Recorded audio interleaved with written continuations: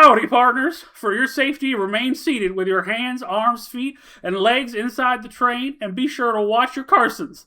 If any of your folks are wearing hats or glasses, best remove them, because this here's the wildest ride in the wilderness. There we go. Welcome back to Tickets Please, everyone. We have a very special guest with us today. We're here with Simmy, who is our friend from back in high school, but also for the purposes of this podcast, actually worked on Big Thunder Mountain, which is why she's here today, as well as just being our friend. So welcome, Simmy, to the pod.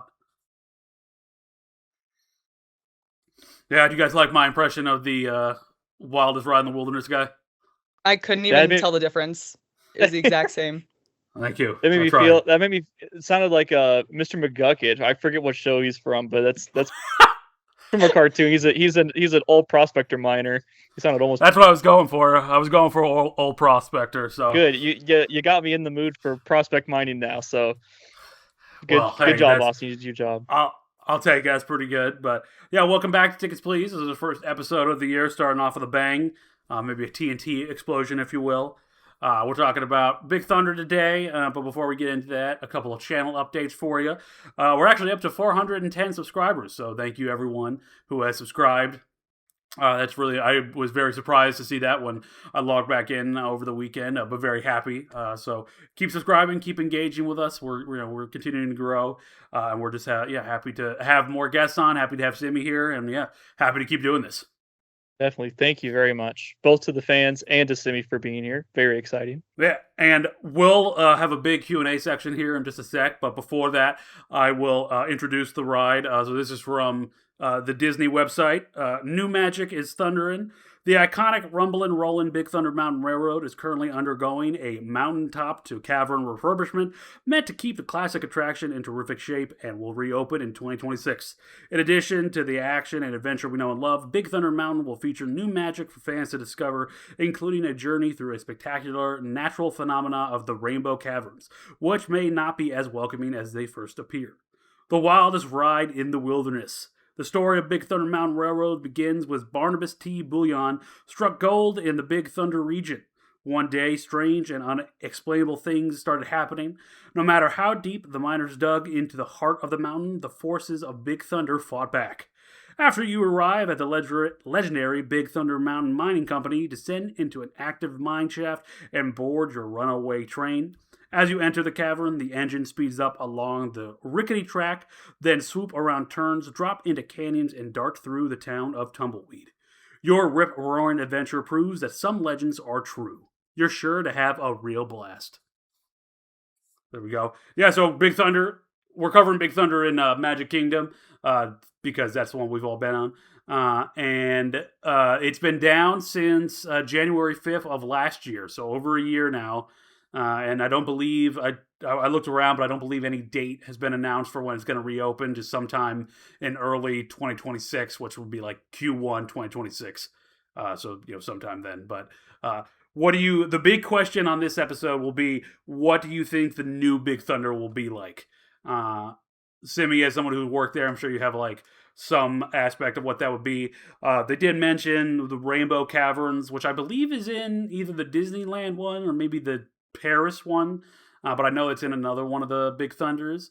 But that would be interesting to see what it is. I imagine the biggest upgrade will be the track, because the track was feeling some type of way, really rickety. But we love that. But I think they're going to update that. But what do you think, Simmy? What do you think they're changing? Yeah, no, I agree with the track assessment. I didn't really think so at first. I mean, I guess it seems like a no-brainer because, it's an old man of a ride. But, I saw like some sort of, those channels that have all those updates on all the construction projects going on. And they mentioned something about the track and I was like, oh, are they going to like smooth it out? I don't know. I don't know if I like that at this point, like he's made to be a mess.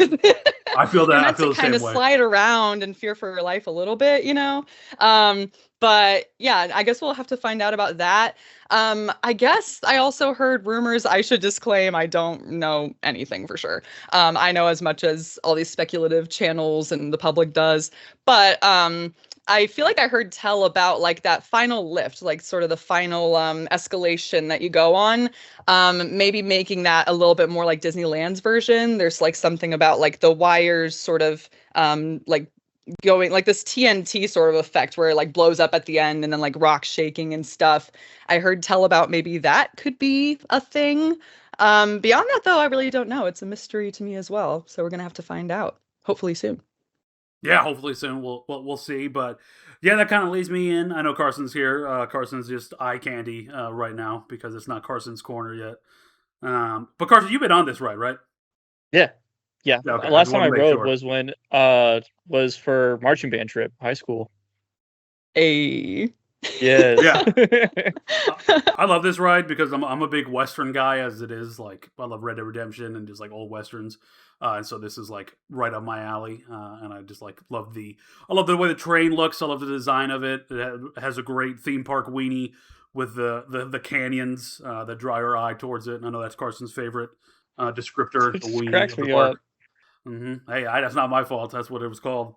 But before we get into all the stats and info of the ride, we'll talk to Simmy about her experience. So, the first question I got for you, Simmy, is just what was it like? Tell me about your experience working as a cast member on Big Thunder. Tell me about anything you want to talk about, and yeah, just your general experience. I'll also note that I love the shirt you got on, the Big Thunder shirt. Thank you, thank you. I'm repping it today. It's probably backwards on the camera, but yeah, repping my old man. I wanted to dress as a cowboy, but I didn't have a cowboy hat, so I was like, eh. I almost had a hat too. I almost did, but it's in storage. I can't do it. Anyways, yeah, no, I worked on Big Thunder Mountain for about half a year, around 6 months, through the Disney College program, which I did about 5,000 years ago now in 2018. Feels that way. And yeah, it's funny because initially I went into the program wanting to do something more like entertainment related, maybe something like character performer, character attendant, maybe even photo pass, something like that. But then I got to the phone interview portion and they were like, well, you're interested in these things, but if you work attractions, you could still work within a theme. You'd be spieling to large groups of people. There's a lot of overlap there if that interests you. And I was just kind of like, just get me into the program, bro. Like, I'll say sure. And I did. And later on, I got my acceptance letter, and lo and behold, attractions, to which I was a little horrified. Because I was like, oh, that kind of means that people's lives are in my hands now in a weird way, because Big Thunder is like a safety critical attraction. At the time, I didn't know what my attraction was yet, but, later on it was revealed I'd be in Frontierland and I would be in this section. So yeah, it turned out I was Big Thunder Mountain. And the rest is history, really, or at least for the next 6 months. It was a really, really rewarding experience, though, I would say. It definitely had its more challenging moments. It took me a long time to get into a routine and really feel like confident in what I was doing on the ride. But, eventually I got there. And yeah, it led to a lot of really memorable, magical moments. I worked with a lot of really great people, and I really, really enjoyed my time there. So yeah, love Big Thunder Mountain. Yeah, and did you ever work on any other attractions, or was it just Big Thunder? Just Big Thunder. Yeah, just Big Thunder. I was cross-trained in, it was then called PAC. So it was Parade Audience Control. I'm told that's called something different now. But basically, like the day parade that happens, the Festival of Fantasy, that they start in Frontierland. And so oftentimes they'll cross-train some people to like learn how to put up the stanchions and the ropes and then just sort of make sure nobody's running into the middle of the parade while that's happening. So that's something that I actually really love too, because then you just got to watch the parade every day and it was really cool. And afterwards too, they would, we've been working out in the heat for a while, so they would hand us some sort of Powerade mixture. That was always our coordinator, Gabby. Shout out Gabby, made the good Powerade. And it was good. And so we would have that all the time. Or they would give us these squincher popsicles, or like electrolyte popsicles Yes. of some sort. And so, yeah, on special occasions, we could get the popsicles as well. Yeah, so that was really the extent of my training, though, was both Big Thunder and PAC. Nice. And is there, I know that I think every ride has it, but what was like your uniform for Big Thunder? Was it like Western themed? Yeah, well, like mining, but like it was this sort of like orange-y top, maybe almost borderline coral sort of color, rust. I would say it was like a rust red top. We had like our sort of brown khaki-esque shorts. We had a brown sort of cowboy hat we had the option to wear. And if it was cold out, we would have like these brown kind of nice jackets as well, not gonna lie. But it was probably one of my more favorite Disney costumes that I've seen, honestly. So I was happy to wear it. Looked really good with my natural hair color as well. Really matched the shorts, and yeah, that's all the motivation I would need to take it for myself at that point. Geez. Yeah, there you go. There you go. See, I think if I had my druthers, I would be on Haunted Mansion, of course. That's where I would put myself, just because I love that. You would be an awesome bellhop there. Thank you. Yeah, I got the. Is that what the character is voice. In there? Is that what the characters are in there? What is he? He's not a bellhop, but he's yes, I know what you're talking about. He's Butler? Yeah, the butler. He's the butler. Yeah. You'd be Yeah, like the awesome tailcoats or something, right? They have got, the tailcoats. Yeah, that's what yeah. It's a look. What it's about a you? look. What about you, Cars? Where would you put yourself if you had your way? Oh man, on any of these rides, jeez. Probably. I'll just go with my first gut reaction. It would be the Winnie the Pooh ride. Oh yeah, that makes sense. I can totally see that. I see that for you, Carson. I see that for you so much, I wish I would for actually you. really like doing that. Yeah, I think that would go really well. I think that works for all three of us. We're all in the same general area. We could go get lunch together when we were working. There we go. But yeah, I could totally see you on Winnie the Pooh. So tell me about what were the different roles you had on Big Thunder? What were you in charge of? So many roles. So I many. think, well, that's actually really cool. Yeah, there's a I didn't lot know of if you were going to be like just. I didn't know if it positions. was like just the. So it's not like just the. I keep interrupting. I'm so sorry. Is it not just? Is it not like just the ride operator? It's like you had a lot of different other roles there. You're like all over the place, really. I mean, you could be working like the merge point in the line. You could be working like, watching the cameras, making sure nobody's acting a fool. You could be working wheelchair assist, which I don't know how much operationally I should talk about, but basically there was a lot of, back and forth that would happen with the wheelchair. So you basically need like a runner to like make sure it ends up on the right side of the ride, wherever it ends for people. And, of course you have the greeters waiting outside. And that's just all on a rotation, So, I mean, I counted it a long time ago. I want to say, I'd have to really think, but I want to say like nearly 20 positions, if not more, that you kind of have to keep track of throughout the ride. Yeah, because there are also like assist roles and stuff too, where maybe somebody needs a little bit of help at Fast Pass. Well, what was then Fast Pass, right? So maybe you can go out and assist them, and there will be 2 people there, that sort of thing. So yeah, it definitely varies, but you are all over the place on any given attraction, probably. Wow. What was your favorite? Ooh, my favorite.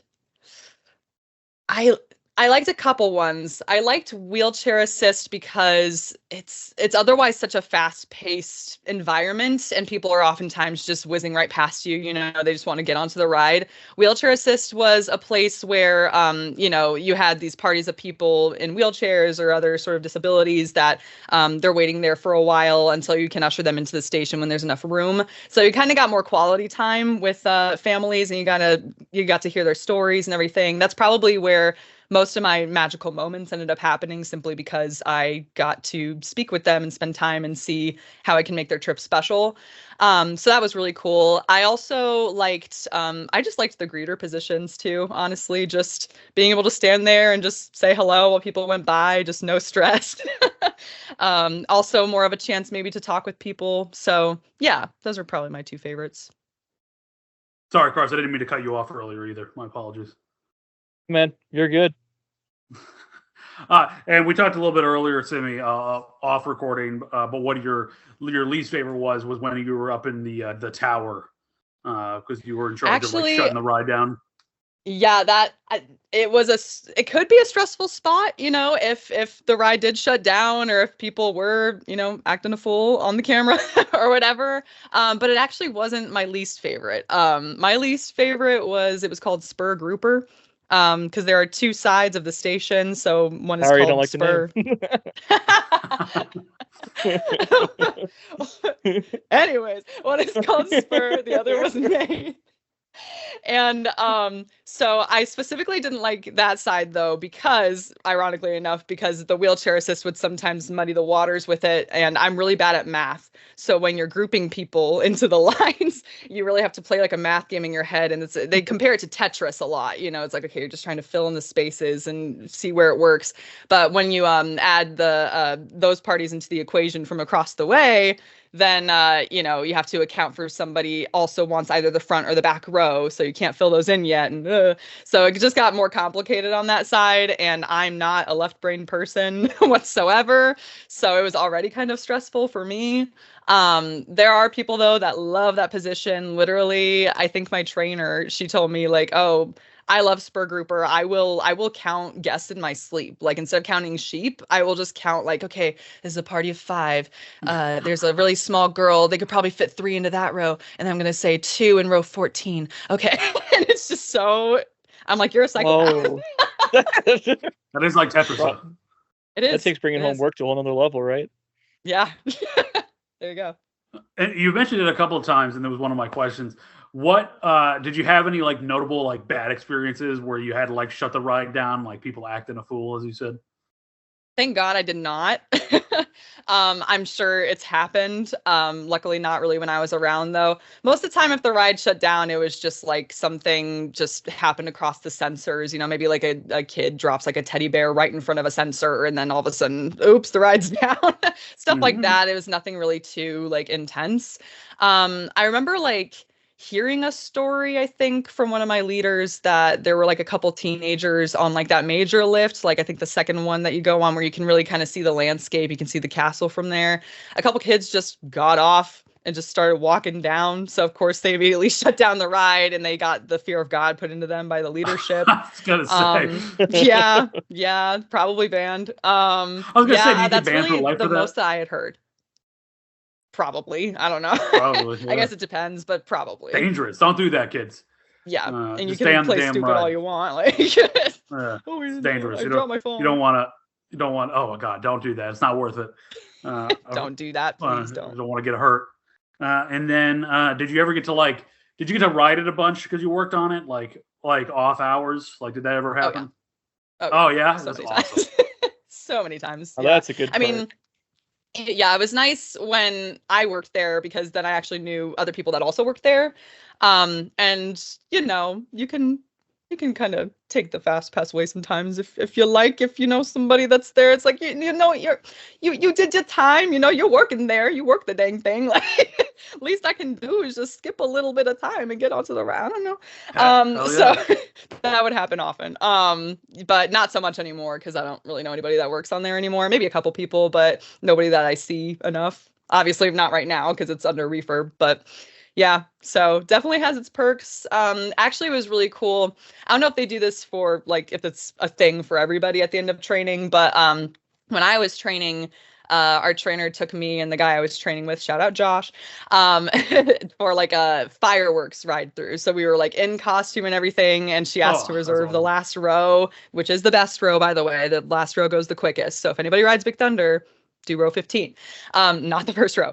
So anyways, yeah, we got like row 15, and then during the fireworks, we were able to like ride around as like a nice little cap off to our training to celebrate. And that was really, really cool. And yeah, that's actually, a lot of people go to like Splash Mountain and stuff, I think, to look at the fireworks. I do recommend Big Thunder though, because especially during that incline, like I said, the really tall one, you can see the whole park and the fireworks all around you, and it's really cool. So yeah. That's awesome.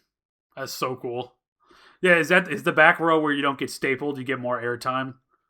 Maybe a little bit. You know, I apparently there was some guy that did like a research study on whether it's true that you can pass kidney stones on Big Thunder Mountain. You know what? It's so funny. Apparently, it's possible. That is Carson's corner. I sent it to Carson. Since you brought it up, Carson, do you want to read that? I sent you a text of it. Please do. Sure. I thought it was fake. I was like when I was doing when I was doing research, I was like no, and then like I researched it, and like I was reading medical journals, and I was like, oh wow. That Go ahead. is Let it rip, Amazing. Carson. Okay, everyone, welcome back to Carson's Corner. Today we are talking about kidney stones and Thunder Mountain at the same time. In the October 2016 Journal of the American Osteopathic Association, a paper entitled "Validation of a Functional," pardon me if I butcher this, locally seal renal model for the I actually think you evaluation got of. that right. I couldn't even Oh, guess. good. For the evaluation of renal calculi passage while riding a roller coaster was published. The paper's author, Dr. Wardinger, found that patients of his had passed kidney stones after riding Big Thunder Mountain Railroad at Walt Disney World on vacation, including one who passed 3 stones on 3 separate occasions. The doctor then tested this result with the permission of Disney with the 3D model of a kidney by riding the ride over 20 times. The study found nearly 70% of the time the kidney stone was passed, with results varying depending on which row they were seated. The study also found that Space Mountain and Rock and Roller Coaster starring Aerosmith failed to cause this result. So there you go. I'm so happy you brought that up because I thought that was so funny when I was doing research. But yeah, apparently that's true. I actually am curious if on the new ride they did redo the track as if it will be as good at getting kidney stones out, because I suspect that is why the kidney stones got jostled around a bit, because it was a pretty rickety ride. It would just get things moving. But I also love that the study was like, well, let's test other roller coasters, and they hit up Space Mountain and Rock and Roller Coaster, and they were like, nope, didn't work. So for a period of time there, if you had a kidney stone, get on Big Thunder. I also think it's hilarious that one guy had 3 kidney stones and he passed 2 of them. That guy's drinking too much Coke. You got to cut out the dark sodas, my guy. Yeah, that's hilarious. So I'm glad that was like. I was gonna ask if that was like a well-known thing on Big Thunder that like maybe you could pass a kidney stone. I mean, I don't know if it's well known or not. It was just something I guess I've just heard around through the years. You know, you become like a theme park geek, I think, once you work at any theme park. So you just kind of hear these things and you're like, probably. I mean, Yep. Or if you're me and you want to live vicariously through the theme park, and so you become you start hosting a podcast with no expertise whatsoever about talking about theme parks, and you bring on your buddy Carson to listen to you yap. But one last question for you: do you have any like really memorable moments on Big Thunder with like guests? I know you said you liked helping out with like the wheelchair accessibility, like magic moments, anything like that. yeah. I think there were a few, but the one that's always stuck out to me the most was indeed at wheelchair assist. And there was a woman that came up and she had a son who was 12 years old, and she relayed that he's autistic and that it's, was really hard for her through the trip to, take care of him and all that stuff, but that she was complimenting how cast members do a really good job knowing how to manage that and how to make sure that they still have a good time, even despite the challenges. And so she just kind of got to talking to me about that and about the fact she said she was 32 years old and it was her first time at Disney World or even like Disneyland, any of the parks. And she had traveled all the way from Ontario by car with herself, her son, and her mother. Just to go there and give her son this experience that she didn't get to have as a kid, because she sees it as such like a rite of passage. Like you need to experience this sometime in your childhood, And so they travel all the way there. She's just gushing to me about it. She's like, yeah, I'm like this full grown lady, and yet I'm walking down Main Street and I cried when I saw the castle. Like I couldn't help myself because I didn't get to experience this. And she was just so enthusiastic and so nice about being there, that I brought them in and I told them that I would give them what we called a round trip, which means that you get to ride the ride twice in a row. So, I was like, okay, so once you pull into the other side, don't get off the ride, just put your lap bar back down and get ready to go again. She's like, really? Oh my God. I was like, yeah, for sure. So, they went and they ride the ride. They were stoked about it.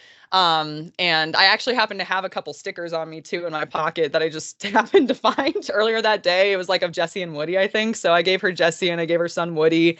There's also like, supposedly, I don't know if it's meant to be there or not. But as you exit Big Thunder in the rock formation to your left, if you exit the side closest to the entrance, there's like a hidden Tinkerbell, so they say. I don't know if it was meant to be there or not, but I think it was like literally in the training fun facts and stuff that we got. So I'm going to say sure. But yeah, if you look closely, you can kind of see a little hidden Tinkerbell carving. So I was trying to point that out to them, and they just really got a kick out of the whole experience. And that was just really, really special to make someone's trip like that even better. There was another one too that was similar, where there was a lady, again at Wheelchair Assist. I told you they're all all the intimate moments happen there. But yeah, so there was a lady who was a godmother to her godson, and they were kind of on this one-on-one trip together just to bond as, godmother, godson. And so I can't even really remember what led up to it, but they must have just had, some sort of energy about them that I was like, you know what, that's really special. I'm going to give you guys a round trip. They were like, oh my God, that's awesome. So I do that. They go on their merry way. And then a couple days later, she sees me by like standby greeter. And she comes up to me, and then she's just kind of like, I just wanted to thank you for what you did for me and my godson the other day. Like, everybody at home knows about what you did, and he won't stop talking about it. Like, you truly made our trip, and it was just really, really special. And it's just funny because, I mean, you're obviously you don't do it for everybody, but you're told to make these special moments for people, and it's something that I feel like you don't even really need to be told all the time. It's just something that kind of just flourishes innately, that you just feel the magic, I guess, that you want to bestow it onto other people. So it kind of, in a way, becomes part of the job, that you do those things for people and you don't really think about it that hard until they do come back and they say like, wow, like that was really, really special. And like, I don't know, like we're just so glad that you were there to make that happen for us. And so, yeah, I had a lot of moments like that, but those are a couple that I think stand out in my head. Yeah, very rewarding job for sure. That's amazing. Simmy making magic out here, folks. Yeah, Yeah, I tried. literally being part of it. I think you succeeded. That's really cool. That's Do you awesome. get- That's amazing. Do you get I don't know how much you can talk about this. Are you trained in a certain way to be able to handle situations like that?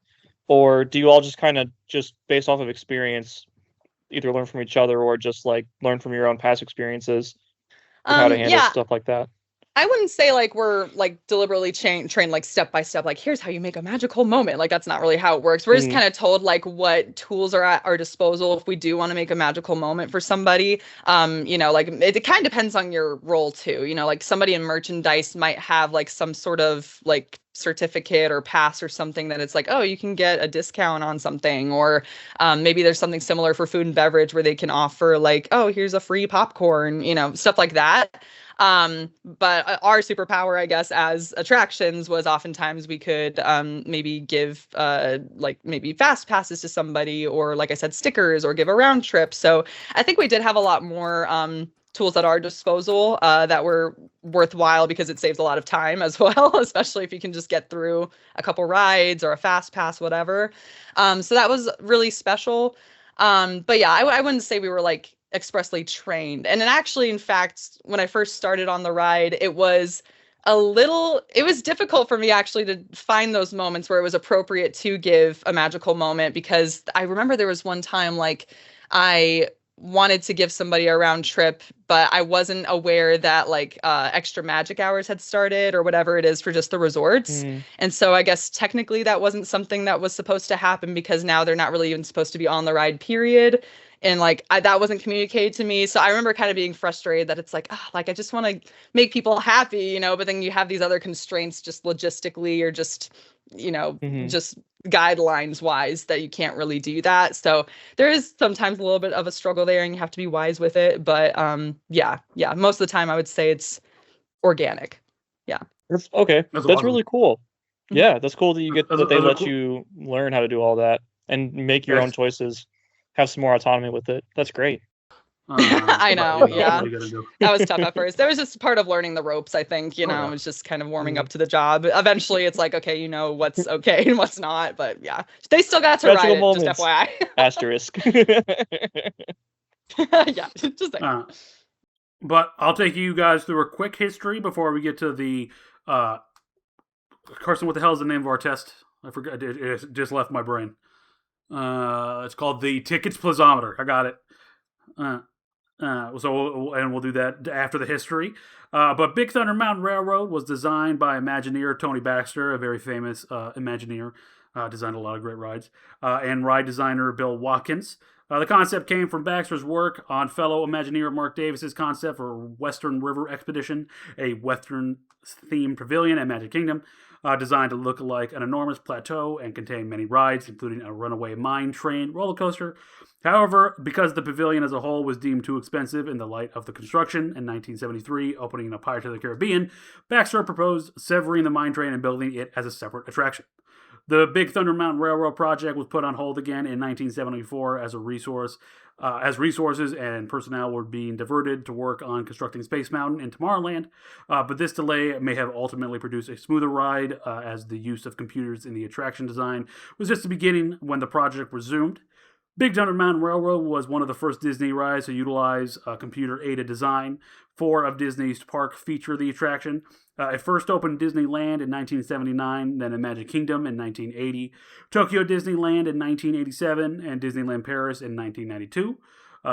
And they're all all have a different layout, but they're kind of similarly laid out. Some have like different areas, like we talked about Rainbow Caverns earlier, which might be coming to the Walt Disney World version. Yeah, that's kind of the long and short of it until we get to, for the Magic Kingdom, we talked about earlier last year, January 5th, to close it down for over a year-long refurbishment, and now we're all eagerly anticipating when this ride is going to come back up. But this ride was also down in Disneyland when I was there, so Big Thunder going through a lot of changes. And then it will even have more changes because the Cars Land and Villains Land will be behind it in the future, so we'll have to see how that looks.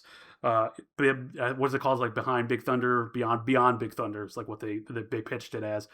So a lot going on there. And actually, that reminds me of one more question for you, Simmy. Did this ride break down a lot? Did you have a lot of downtime on this ride when you worked on it? It wasn't a thing where it broke down like every single day, but I mean, I think I had a fair chunk of time just standing out front explaining that it's closed. Yeah, when I look back. It's not like Rise of the Resistance where it closes like every 45 minutes, it seems, because they got some kind of tech issue. Yeah, thank God, no. But before we get into the test, anything else you want to talk about your experience with Big Thunder, or just anything else about your theme park experience in general? There was actually one story that I forgot about. So it's a bit of a funnier one. So growing up doing things like marching band and theater in high school, as you both know, I didn't really know the most about sports, and I still don't really. So when I was at Big Thunder, I unknowingly boarded Eli Manning. What? Yeah. So what had happened was so cool. I was still training. And so he entered through, again, the wheelchair assist line. And that would happen with the VIPs and stuff to kind of keep them, I think, from, the general public. But yeah, so he was entering through there. And since I didn't know who he was, I just assumed that maybe one of his daughters or somebody in his family had some sort of, disability or something that they had to be in this line. I didn't really think much of it. I was like, that's a tall man. And I just kind of moved on. So when you're in that line, you can either request the front row or the back row. They chose the front. And so, we take them to the side and we're just like waiting for, it felt like maybe 4 minutes or something for the next train to come in. And in the meantime, his daughter kind of threw like a mini tantrum. The other one was too small to ride still, but the one that was tall enough to ride, she kind of just had a last minute freak out where she didn't really want to anymore. So she just kind of goes like, I'm coming over here. And she goes with her mom and they're like, okay, I guess we're all leaving. So and it was just Eli Manning and he's just, so the train pulls in and then he just plops himself into the front row and he's just like, all right, here I go. He just goes on his way. Awesome. And so then it was shortly after that I went back to the break room or whatever. And so everybody in the break room was just like, oh my God, you see him? He was huge. Like, blah, blah, blah. And I was like, oh my God, who are we talking about? And they were like, Eli Manning just came through. I was like, oh my God, I just missed him. And then my trainer turns to me. He's like, you just boarded him. That was him and his family. I was like, I'm so glad he didn't tell me anything because I would have probably freaked out a little bit if I knew his name. But yeah, that was probably really liked having you help him out then, because you probably you didn't freak out. You weren't having to like fan over him or anything like that. You were just doing your job and being chill. I truly did not care about him. Like he probably liked that. I love that he was just like, his whole family got off and he was like, "Nah, I'm staying on." And it was like, "I'll ride this by myself." You still win anyway. He's like, I'm already here. From everything I know about the guy, like he's kind of like a goofball. That is such a like Eli Manning story. It's so good. Mm-hmm. Well, what's also funny too is the fact that he was in the front row, which if any of y'all have ridden Big Thunder, you know is the slowest, most like underwhelming spot you could possibly be. So just imagine Eli Manning just going so slow down these inclines and just trying to chill. It's so funny to me. I love it. Anyways, shout out to you, Eli. I know you're watching. Yeah. There's got to be that photo somewhere. Someone's got that photo of Eli on Big Thunder. Someone post that. But all right, we'll get into the test now. This is the Tickets Pleaseometer test, as we've done for many episodes now. We'll each rank this on a pass or fail scale, and then I'll accumulate the scores and talk about them at the end and give one score in total for Tickets Please, and then our individual scores. But the first test is to all that come to this happy place test. Can your grandma get on this ride? Can a small kid get on this ride? Are there any other limitations? I'm gonna let Simmy talk to this. She was she's our resident expert. So what do you think, Simmy? I don't know, man. It's the wildest ride in the wilderness for a reason. It's a little bit of a rough one. Obviously there's the height requirements as well. So I don't know if I would allow a teeny tiny tot to ride the ride. And it might be a little bit much for people who's got the broken backs and all that stuff. Ooh, do I dare say as well? There was one time that there was this older lady who had a colostomy bag. She rode the back row, and it exploded on the ride. Oh no! Oh my god, that makes me feel unwell. Yeah. So I don't know if I would probably want to say you want to be a little bit more all there, able-bodied, and all that jazz, tall. Judicious.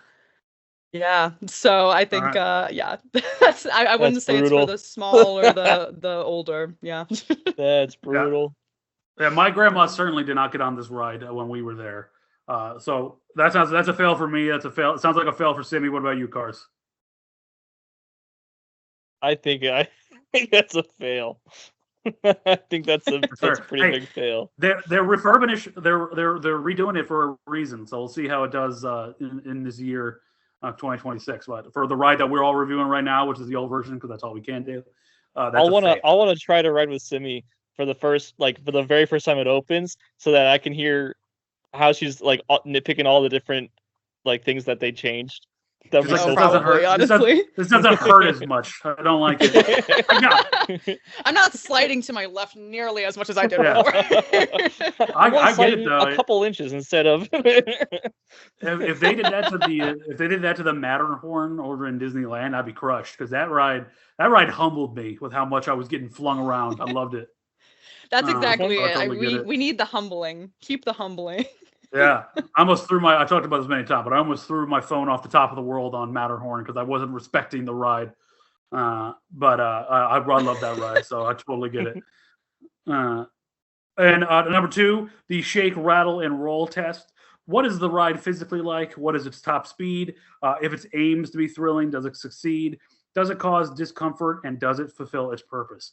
And that actually brings me back to the stats and info, because that'll be important for this test.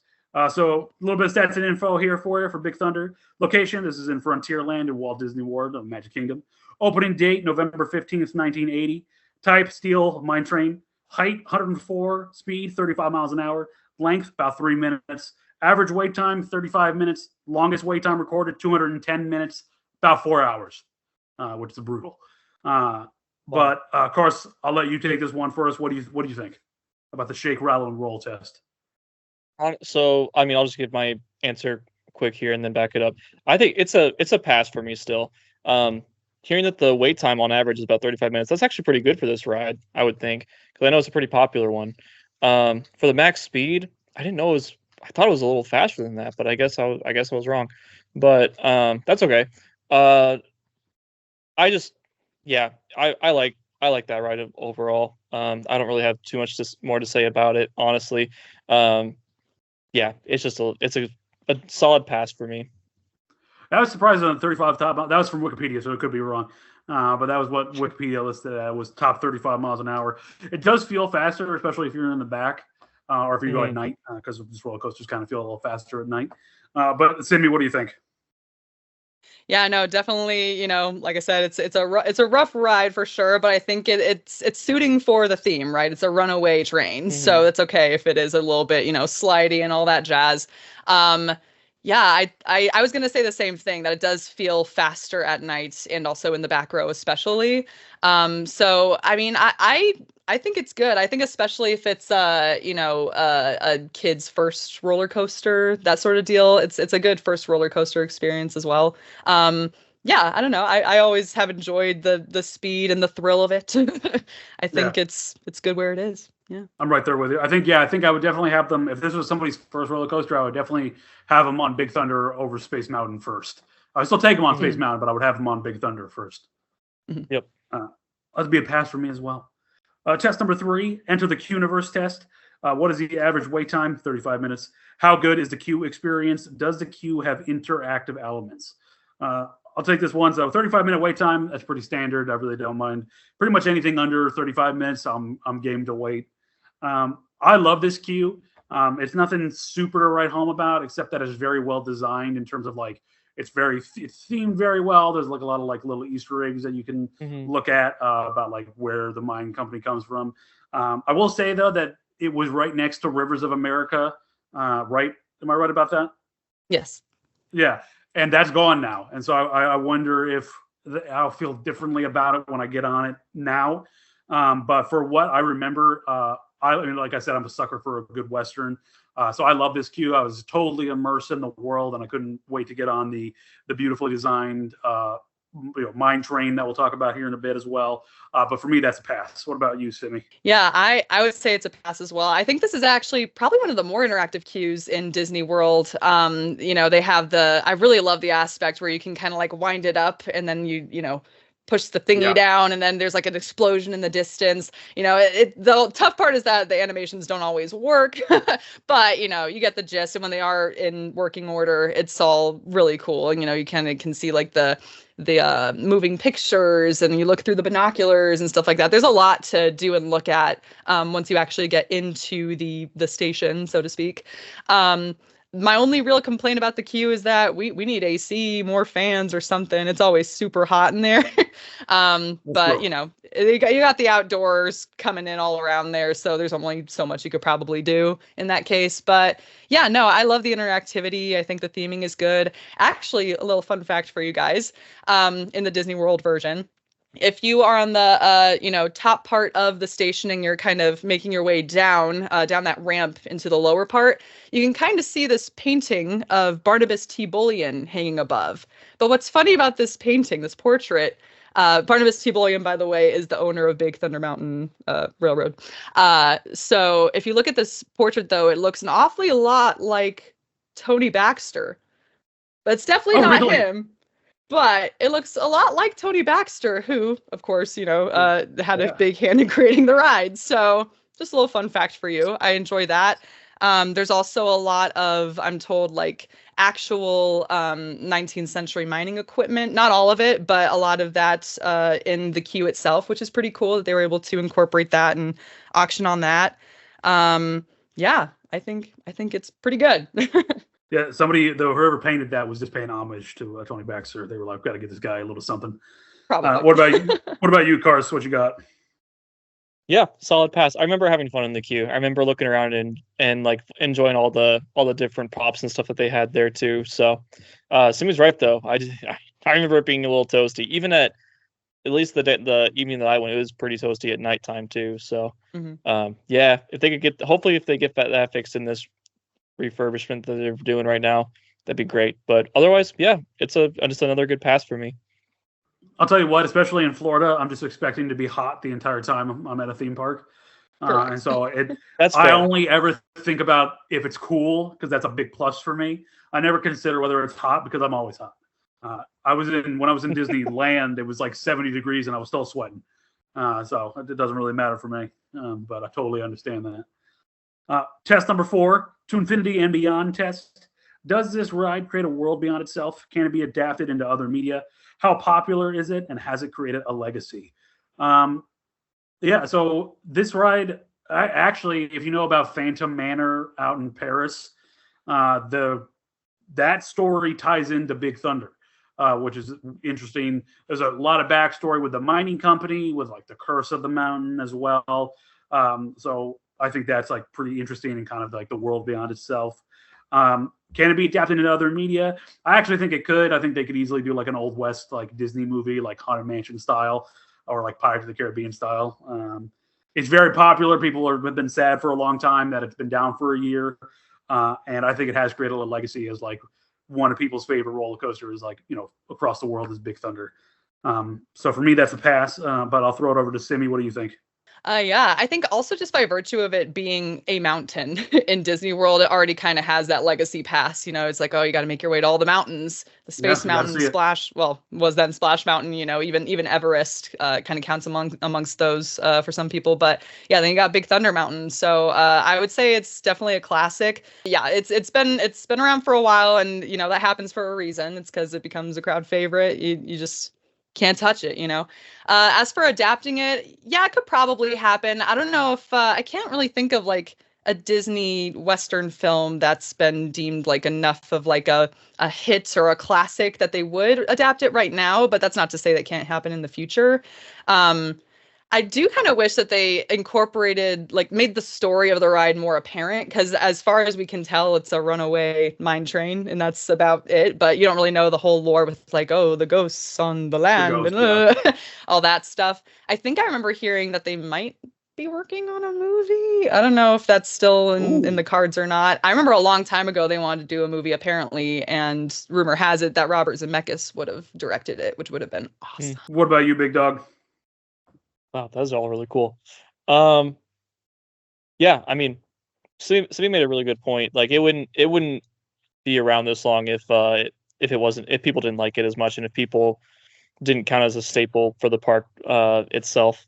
So yeah, solid pass for me. And I honestly think I could see like one of those like smaller limited series runs with a Big Thunder Mountain story. I think that'd be really cool to have. Kind of like if anybody's seen the limited show like Chernobyl, like that kind of length where it's like 4 or 5 episodes. I think that'd be really cool.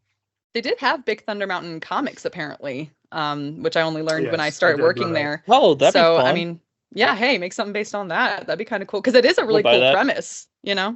Yeah. I want it to have the same gravitas as Chernobyl does. Just a very, very serious Big Thunder Mountain adaptation. All right, moving on to test number 5, the downtime test. Has this ride adapted over time? Does it experience frequent downtime, and is it difficult to get on? Simmy, I'll let you start with this one. I mean, I don't think it's too difficult to get on, honestly. I mean, we've already established the wait time is, actually pretty short compared to what I would think it would be. Well, I guess we're seeing that right now, so that part's going to be a yes. Yeah, I mean, I think even way back, maybe like right after we took our band trip in high school or something, that's when they did the big refurb with the queue and everything and made it interactive, I'm pretty sure. So yeah, it's had its fair share of, little band-aids here and there. They're adding to it. And now I'm so sorry, remind me of the last one. Does it experience frequent downtime? Oh, okay. Yeah, we established that too, I guess. I wouldn't say frequent, especially, I mean, this was also, back in 2018, right? So that was a long time ago. It could hold its own better even after the refurb. We'll have to see. But yeah, even at the time, I don't remember it being frequent enough that it was like a problem. So that's probably good enough for me. Yeah, I'm right there with you. I completely agree on everything you said. I think we're seeing like a big adaptation coming now, so we'll see how that does. We might feel differently about this in a year. But for now, that's pass. What about you, Carson? Yeah, I think we're seeing all of it happening. I was just trying to think through if I heard anything new from Simmy that it didn't cross my mind already. But yeah, I mean, once again, the expert hit all the points correctly, and we have yeah, exactly. So yeah, solid pass. All right, Period. pass for all of us there.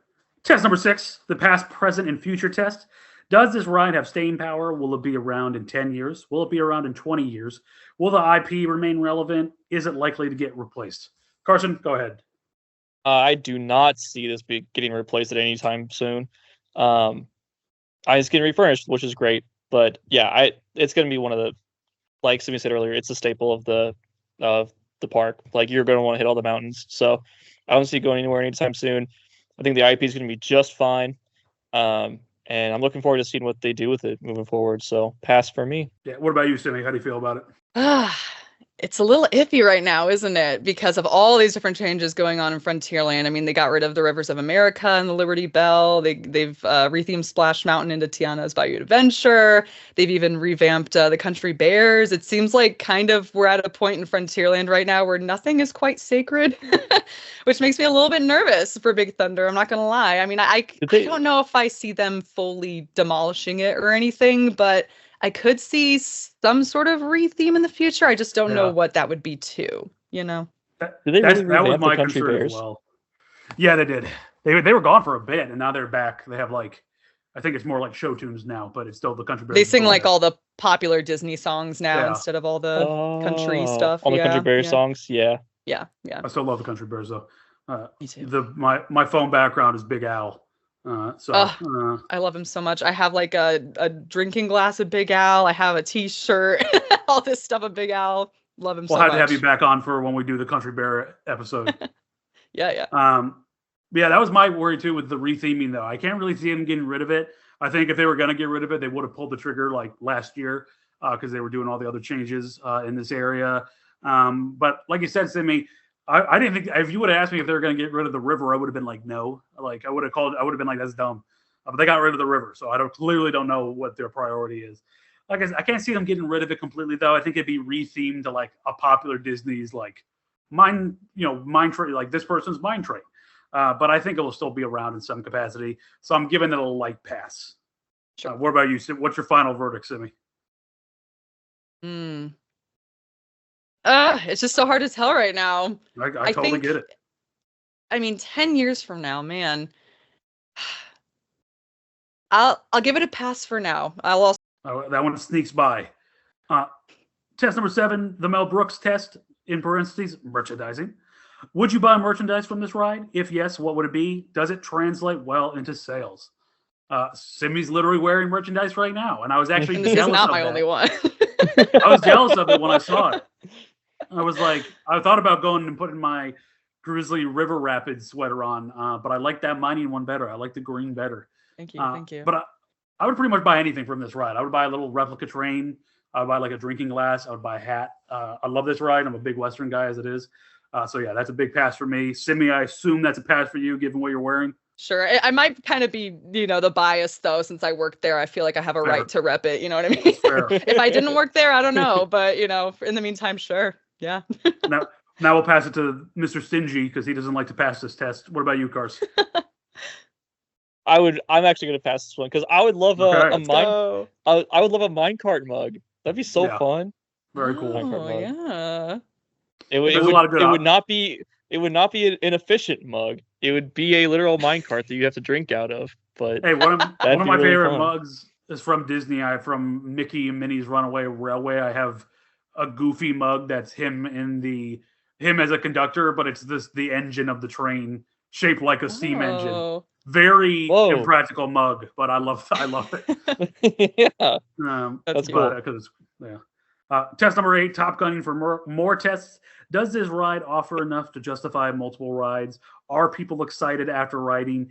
Is excitement noticeable in the line? I will throw it over to the person that helped people get on the ride. Simmy, what do you think? Yeah, the expert. I would say this passes. I plenty of times I've seen people, they would get excited for those round trips. They kids that were like so scared to get on beforehand and were like screaming, crying, would immediately get off and go like, let's go again. People, especially during like the after hours events. I mean, you see people just going in circles all the time. They love riding this thing. I love riding that thing. Like, come on, let's do that. Don't clip that. But yeah. I'm right there. I'm right there with you. This is one of the roller coasters that doesn't make me feel sick, and so I can kind of just like ride it again and again and again. Uh, I also like have never ridden this at night, and now I desperately want to do the firework thing. That sounds Oh, yeah. like a great idea for me. Mhm. But so it's a pass for me. It's a pass for Simmy. Carson. Yeah, definitely. I mean, all you need to hear is Simmy's experiences from this ride to know that this is an easy pass. Home stretch now. Test number 9. A ghost will follow you home. Test. Does this ride linger in your thoughts days later? Would you recommend it to others? For me, yeah, I would recommend pretty much anyone get on this ride if it's available. I think it's like it's like one of the 3 classic rides that I think you kind of like have to get on. I think like Haunted Mansion, Space Mountain, and Big Thunder. I think those are like the 3 I would be like, you got to get on it if it's available. So that's a pass for me. Simmy, what about yourself? Well, obviously, I mean, I'm trying to think about it in terms of I wasn't a cast member on it though, I still think though, I mean, nowadays if I go to Magic Kingdom, I quite literally only need to do like Big Thunder, maybe Space Mountain, and then I'm good. And I feel like it would still probably be that way even if I were just a normal guest. It's like, oh, okay, these are kind of my 2 must-dos, and then I'm good to go. So yeah, I give it a pass. Yeah, this is definitely the better mine train ride in the park, though I still love Thank you. I still love Seven Dwarves. I think it gets hated on, but I do. This is definitely the better one. I don't hate longer. Seven Dwarves, but I do call it. I always called Big Thunder the Alpha Mine Train. It's no, White is the Beta right. Mine Train. It's too right. smooth and too safe, too short. It's too short, and the line is too long. That Yes, is the biggest correct. thing for me on that Correct. one. Carson, what about you? Ghost will follow you home test. Just wanted to say, when you first said a ghost will follow you home test, you gave Simmy the shivers. Oh, did We I? were laughing. She was like, Hey, all these tests. It was funny. I like a theme. He said, "Does it so, linger?" I'm like, does it linger? So, no, it's a pass. I still think about that ride every time I talk about my like Disney experience. And fun fact, we were cat. oh, Sorry. Cat. Fun fact, not the cat. Second guess experience. We were all 3 of us were in marching band at together in our high school career. We all went, the 3 of us went to the same high school. Woo! And Austin, did you go to Disney World with us? No, I did not. Okay, Austin did not. But I remember, I know Simmy and I did. So literally Simmy, everyone else, my wife did, and you 2 did. So everyone that I'm in the true. room with right now. And you're the one with the theme park podcast. What? I know. Yeah. Simmy, they closed off Animal Kingdom for us, right? Did I remember that correctly? Yeah, that's right. We were with the group that rode Everest like all the time. Yes. Okay, yeah. I think So we were there times in a together row. then. Yeah. Okay, yeah, we were there together. That's so fun. Anyway, that was just a quick little reminiscing of it. Speaking of ghosts following me home. We all met through band. That's also Exactly. my wife. My wife was a clarinet. I was a saxophone. Simmy was a flute. Carson was percussion. So we got a little band going. Exactly. We got to play the something right tickets, now. please. I don't, man. I can get my saxophone out, but it is in storage. We'll do an instrumental version of Dapper Dan's, right? Oh my There gosh. But anyway, to answer, yeah. Oh, that'd be so fun. Anyway, my final answer for this is pass. Alrighty. And then the last test, I don't know. I don't know what I'm going to say for this one. I never know. The tickets please priority test. Is this experience worth planning your day around? Would you wait twice the average time to ride, which would be 70 minutes? If you don't ride, will your trip or day have been worse? Carson, I'm going to throw that to you. I'm going to put you on the hot spot and make you answer that first. Okay. This one I might take a second. The whole day? Would I want to plan the whole day around it? Just meaning like if you didn't get on the ride, will your day have been worse? You know what I mean? Is it a priority for you? Okay. I would say if you're in the Magic Kingdom, I would say yeah, that would be a priority. And would the day be worse if you missed it? I'm gonna go ahead and say yes because, like I said, I like the memory of that ride still sticks with me and the queue. Um, so yeah, I'm gonna say it's a solid pass for me. I All right. I'm really like I'm learning Would you from wait this test. 70 minutes? I would wait 70 minutes. Yeah, Oh, I would. wow. I would want to do Big. that. I would want to do that. Probably if I know I'm gonna have to wait, I would want to do that like towards the beginning of my day there in the park. Just so I can say like I rode Big Thunder Mountain today, and then that way I have some more time to get to at least a couple more rides. Um, so yeah, solid pass. Rope Yeah, dropping I'm thunder. rope Mhm. drop. That's not. I'm rope dropping Seven Dwarfs just because it will be packed by the time I get to it.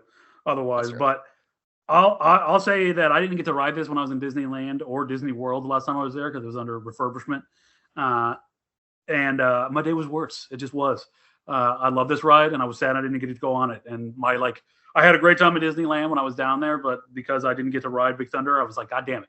I like nearly changed my entire trip because I was like, how do I get on Big Thunder? But I wasn't sure when I was going to come back on. So for me, it's a pass. Simmy, what about you?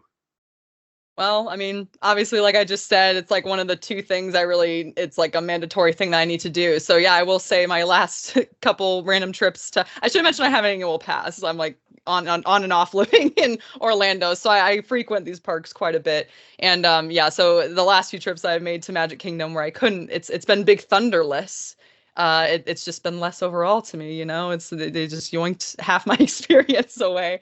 Yeah. But again, also I'm trying to, keep it unbiased as somebody that didn't work there. I still think it would have, been something less for me to do in the day, even as a normal guest.